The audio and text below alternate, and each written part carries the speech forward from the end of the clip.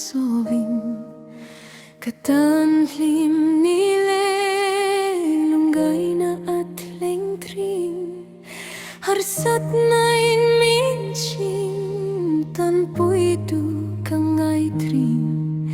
Rintlapat yan ini kaloring am ngaylo Amachuring amu Rintlapat yan lalengkim tithei min mangai tuani kan mamautin rengte kaini ai nasria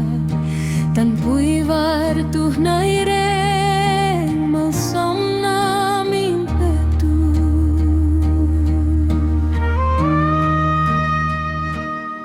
lal parem ruatan hi Katan siya tiyamaha Kanule pale Kau nao zong zong te Besay turan omlo Kahung kal zela paho Ritheya ka omhi Katan malsam na zoy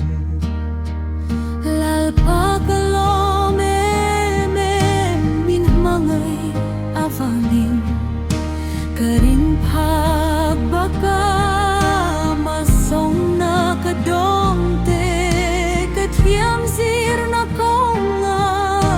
Lahtling na kachante Vanay na zang zang te At lonin min besi Amashuring anguring tlapat siyanani Lalengkim tithei min mangai tuani kan mamautin rengte kaini ai nasria kan puivar tunai reng malsom na min petu